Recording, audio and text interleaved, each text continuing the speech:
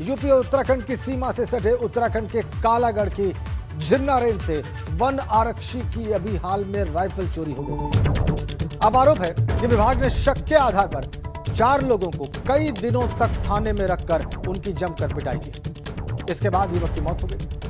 युवक की police 3rd degree से हुई मौत पर परिजनों ने हंगामा किया है। बेकाबू भीड़ ने थाने का गेट तोड़कर हंगामा किया है। थाना कालागढ़ उत्तराखंड इलाके का यह सारा मामला। 26 जनवरी को भी इन्हीं लोगों ने, बीजेपी वाले लोगों ने जो काम करा था।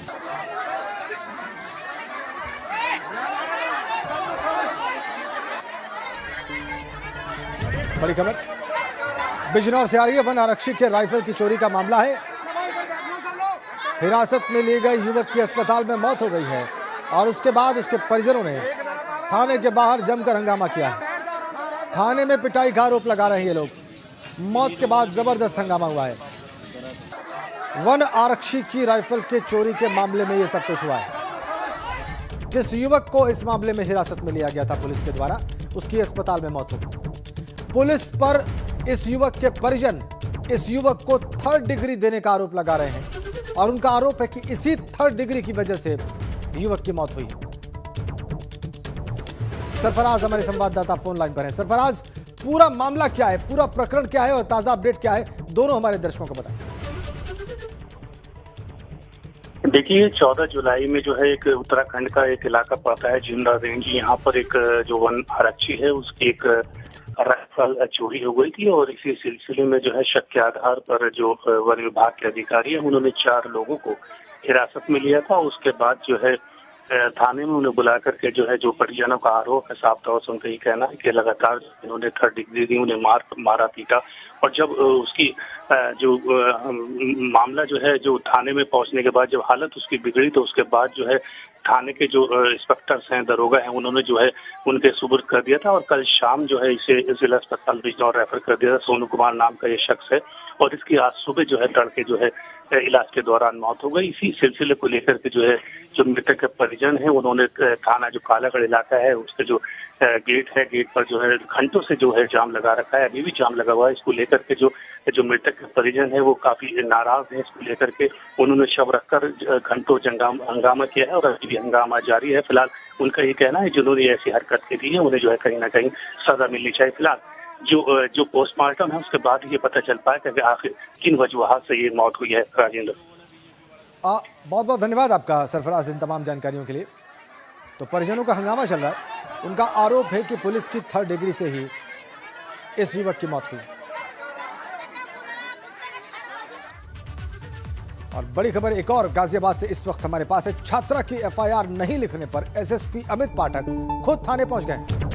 मसूरी इलाके की छात्रा की शिकायत पुलिस ने दर्ज ही नहीं की। छात्रा से मोबाइल लूट के बाद रिपोर्ट दर्ज कराने थाने पहुंची थी थाने और कई चक्कर लगाने के बाद भी जब उसकी रिपोर्ट दर्ज नहीं हुई तो थाने पहुंचकर SSP ने लापरवाही बरतने वाले एक दरोगा समेत 6 सिपाही सस्पेंड कर दिए। प्रोएक्टिव मोड में गाजियाबाद SSP अमित पाठक। मसूरी की छात्रा, उसका मोबाइल चोरी हुआ, वो अपनी रिपोर्ट दर्ज कराने पहुंची थाने में और जब रिपोर्ट दर्ज नहीं हुई और ये बात SSP अमित पाठक को पता लगी तो थाने पहुंचे वो और उसके बाद उन्होंने एक्शन ले लिया है। एक दरोगा सस्पेंड, खुद थाने पहुंच गए SSP साहब। इस शिकायत का उन्होंने खुद संज्ञान लिया और पाया कि यहां पर लापरवाही की जा रही है पुलिस डिपार्टमेंट के द्वारा। मोबाइल लूटने के बाद रिपोर्ट दर्ज नहीं की गई और इसी मामले में, इसी प्रकरण में उन्होंने कार्रवाई कर दी। एक दरोगा सस्पेंड, 6 पुलिसकर्मी सस्पेंड, 6 सिपाही सस्पेंड। एक दरोगा और 6 सिपाही सस्पेंड कर दिए गए हैं SSP अमित पाठक के द्वारा लापरवाही बरतने के मामले में।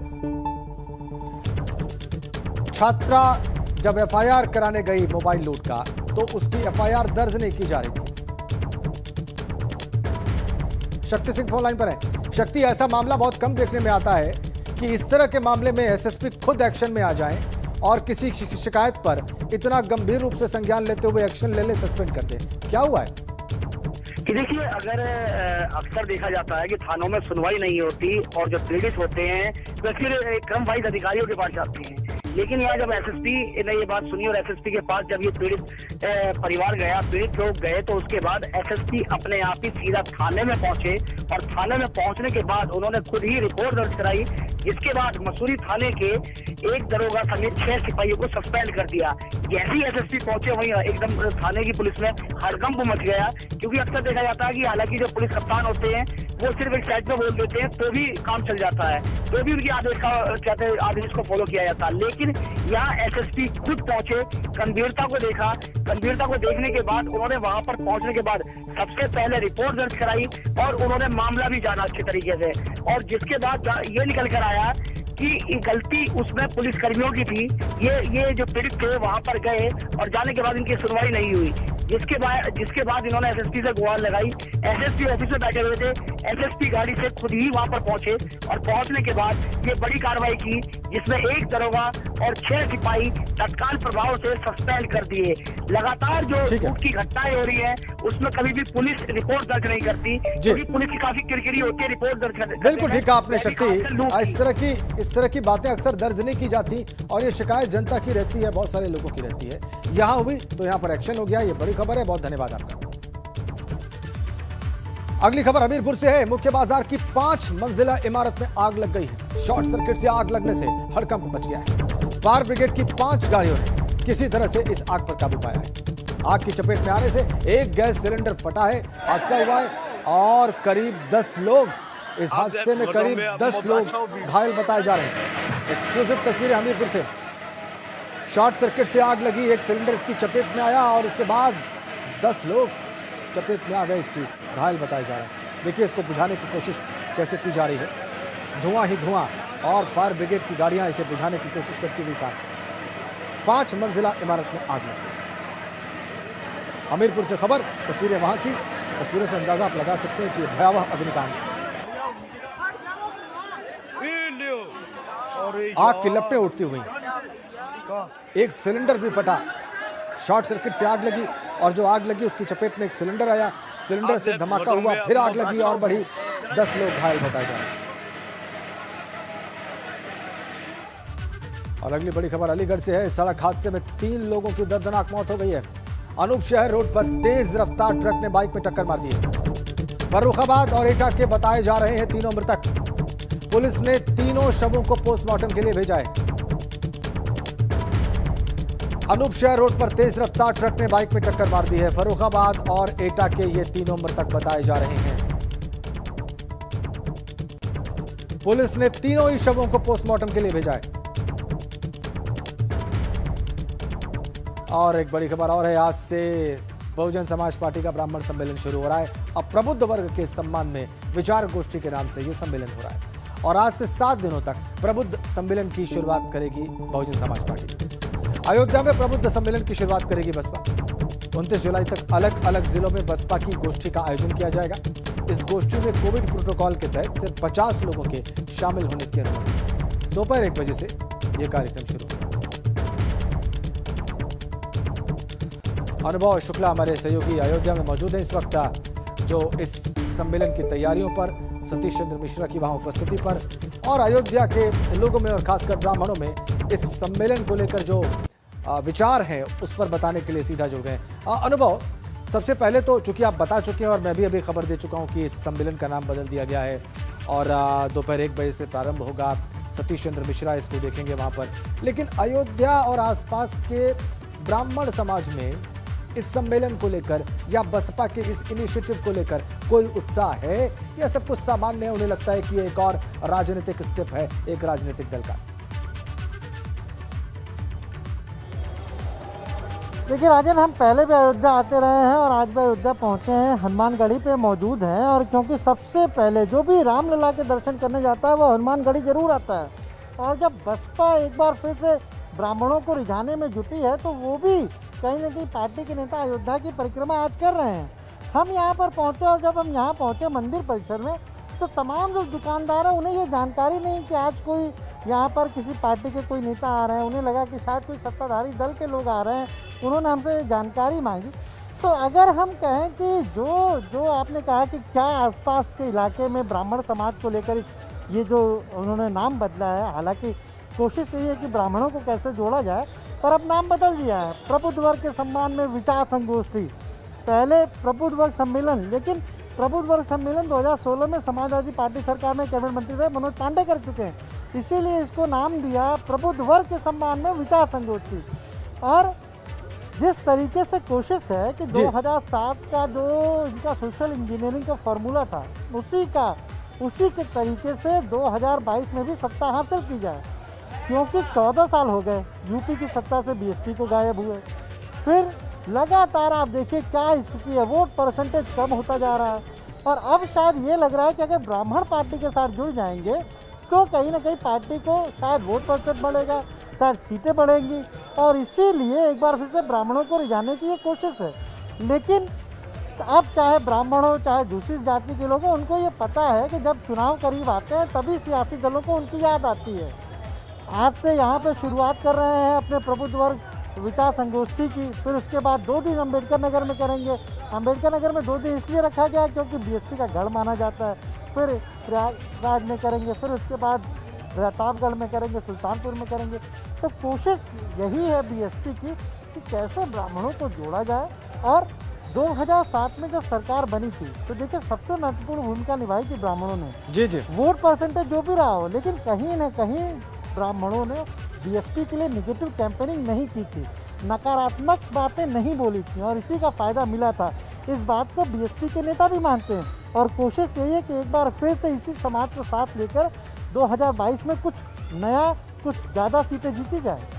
ठीक है अनुभव, बहुत बहुत धन्यवाद। आप नज़र बना के रखिए वहाँ पर जो भी हलचल हो रही है। सतीश चंद्र मिश्रा भी हनुमानगढ़ी पहुँचेंगे, राम जन्मभूमि जाएंगे, वहाँ पर पूजा अर्चना करेंगे। तो अनुभव लगातार हमें रिपोर्ट करते रहेंगे। आगे भी आगे बढ़ते हैं। रुद्रप्रयाग में लगातार हो रही बारिश के कारण केदारनाथ हाईवे देर रात से बंद है। राजमार्ग के गंगतल में भारी मलबा और बोल्डर आने की वजह से रास्ते को भी बंद कर दिया गया है, और अब राजमार्ग पर गिरे मलबे को साफ करने में विभाग की ओर से मशीनों को लगा दिया गया है। राजमार्ग बंद होने से दोनों ओर सैकड़ों वाहन फंसे हुए हैं। वाहनों की लंबी लंबी कतारें दोनों तरफ से, रुद्रप्रयाग से। इधर मथुरा में एबीपी गंगा की खबर का बड़ा असर हुआ है। थाना मगोर्रा क्षेत्र के गांव मल्हू में दबंग का पंचायत घर पर कब्जा करने का मामला है। एबीपी गंगा पर खबर चलने के बाद जिला प्रशासन जाग गया है। नवनियुक्त डीपीआरओ किरण चौधरी ने एक्शन लिया है। ग्राम पंचायत अधिकारी पुलिस लेकर वहां पर पहुंच गए हैं और दीवार पर नोटिस भी चस्पा कर दिया है। नोटिस में कब्जा धारक दबंग को कब्जा हटाने के लिए 3 दिनों का वक्त दिया गया है। नवनियुक्त डीपीआरओ ने यहां पर एक्शन लिया है। और एक और बड़ी अपडेट प्रयागराज से। उत्तर प्रदेश माध्यमिक शिक्षा सेवा चयन बोर्ड ने अपना परिणाम घोषित कर दिया है। टीजीटी 2016 के सामाजिक विज्ञान के इंटरव्यू का रिजल्ट घोषित कर दिया गया है। प्रदेश के एडेड विद्यालयों को टीजीटी सामाजिक विज्ञान के 1099 शिक्षक मिले हैं, और रिजल्ट चयन बोर्ड की वेबसाइट और नोटिस बोर्ड पर यह रिजल्ट उपलब्ध है। चयन बोर्ड के उप सचिव परीक्षा नियंत्रक नवल किशोर ने यह जानकारी दी।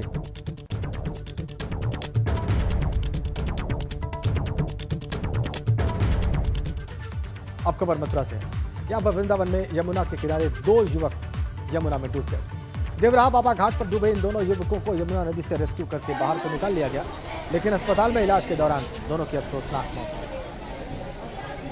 देवराहा बाबा घाट पर ये दोनों युवक डूबे थे, निकाला गया इनको, लेकिन अस्पताल में उनकी मौत हो गई इलाज के दौरान। मथुरा में बेहद अफसोसनाक दुखद। अगली खबर फतेहपुर से है। यहां पर एसडीएम और आबकारी निरीक्षक ने शराब की दुकान पर छापेमारी कर देसी शराब बरामद की। कुरा गांव स्थित इस दुकान पर छापेमारी में मिली शराब मिलावटी निकली, और इसके बाद टीम ने देसी शराब की बिक्री करने वाले सेल्समैन सहित 2 अभियुक्तों को गिरफ्तार किया, और साथ साथ 800 बारकोड देसी मिलावटी शराब, 1000 ढक्कन और बिक्री के लाखों रुपए बरामद किए गए।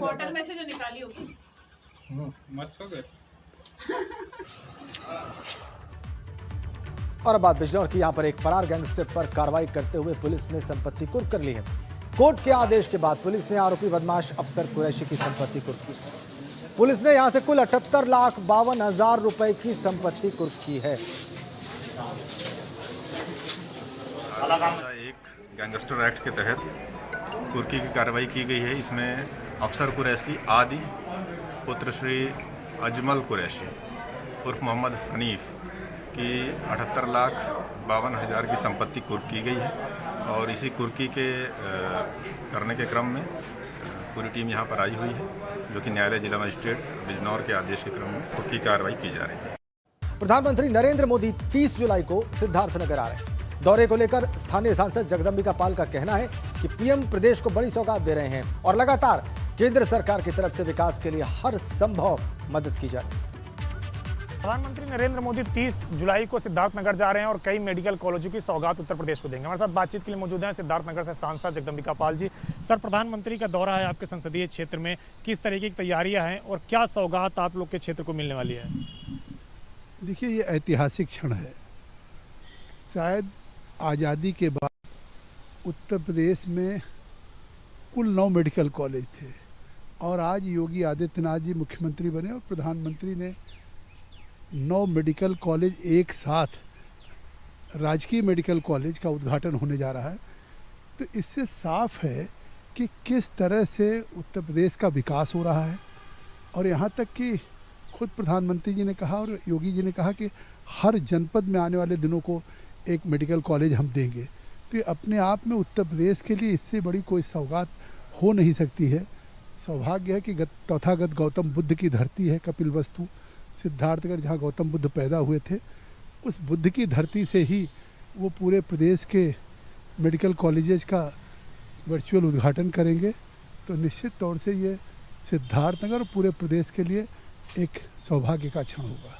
शुक्रिया हमसे बातचीत करने के लिए। तो सिद्धार्थनगर से सांसद जगदंबिका पाल जी, जिनका कहना है कि प्रधानमंत्री के आगमन से कई सारे प्रोजेक्ट उत्तर प्रदेश को मिलेंगे। काशन वीरपाल के साथ अविनाश तिवारी, एबीपी गंगा, दिल्ली। चलिए आगे बढ़ते हैं। लखनऊ में राष्ट्रीय पारिवारिक लाभ योजना की रकम हड़पने का बड़ा मामला सामने आया है। सरोजनी नगर तहसील के बंथरा इलाके में दलालों ने महिलाओं से आधार कार्ड और बैंक खाते का नंबर लेकर उनके पति के फर्जी मृत्यु प्रमाण पत्र बनाए और सरकार की तरफ से मिलने वाली 30,000 रुपए की मदद खातों में भेजी और फिर महिलाओं से 15 से 20,000 रुपए दलालों ने खुद वसूल कर लिए। अब तक बंथरा में 21 ऐसी महिलाएं मिली हैं जिनके पति जीवित हैं, लेकिन उन्हें राष्ट्रीय पारिवारिक लाभ योजना की रकम मिल चुकी है।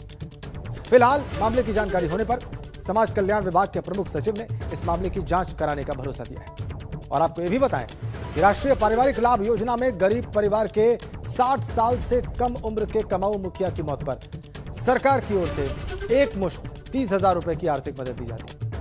लखनऊ के अलावा चित्रकूट, गोरखपुर और कानपुर में भी राष्ट्रीय पारिवारिक लाभ योजना में घपले सामने आए थे। 30,000 आया सर और 10,000 हमको मिला, 20,000 उसने वापस कर लिया। ये वापसी आई हैं। मन्नू नाम है उसका, उसकी बीवी का नाम है वंदना। ये कहीं गरीबी का पैसा आ रहा है सरकार से, तो तुम लोगों को 10,000 मिल जाएगा। तो हम कहा ठीक है भाई, भरा दीजिए, हमारा गरीबी में जो कुछ मिल जाए तो भरा दिया हमने भाई। वो बता रहे हैं 30,000 निकाल के लाए, हम 20,000 वो ले लें और 10,000 हमका दे दें, तो 1,000 कहीं खर्चा दे दो, तो 1,000 हमने खर्चा दे दिया। और एक बड़ी खबर लखनऊ से है। ऑनलाइन पढ़ाई के लिए बने व्हाट्सएप ग्रुप में फिर से अश्लील फोटो भेजे गए। जी हां, लखनऊ यूनिवर्सिटी के इतिहास विभाग के व्हाट्सएप ग्रुप का यह सारा मामला है। प्राचीन भारतीय इतिहास विभाग के व्हाट्सएप ग्रुप में अश्लील तस्वीरें भेजी गई। 4 दिन पहले भी इस ग्रुप में भेजी गई थी अश्लील सामग्री और केस दर्ज हुआ है। पहले से दर्ज मामले की जांच में जुटी हुई है पुलिस। ग्रुप में शामिल छात्रों से भी पूछताछ की जा रही है। शैलेश अरोड़ा साथ है हमारे ऑनलाइन पर। शैलेश, ये गंभीर मामला, इस तरह से विश्वविद्यालय के व्हाट्सएप ग्रुप में कैसे संभव है कि इस तरह की अश्लील फोटो भेजी जाए? देखिए, इस पे अभी तक जो चीजें निकलकर सामने आई है राजेन, वो ये आ रही हैं कि जो ग्रुप बनाया गया था, वो जिस तरह से इनवाइट भेजा जाता है सभी को व्हाट्सएप पे ग्रुप में जुड़ने के लिए, वो भेजा गया था कुछ चिन्हित लोगों को जो स्टूडेंट थे जिनको पढ़ाई करनी थी उस लिंक के माध्यम से। लेकिन ये माना जा रहा है फिलहाल जो चीजें अभी सामने है कि उस लिंक को किसी ने बाहरी व्यक्ति से शेयर किया और वो भी उस ग्रुप में जुड़ गया और इसके बाद में उसी ने जो अश्लील वीडियो, फोटो थे और सामग्री थी वो उस व्हाट्सएप ग्रुप में पोस्ट कर दी।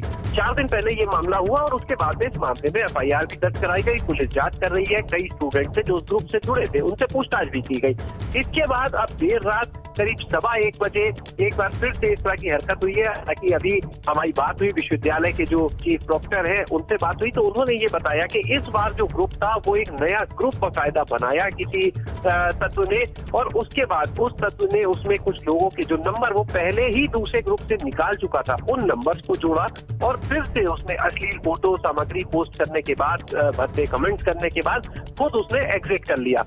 इस मामले की जानकारी भी अब पुलिस को दी जा रही है।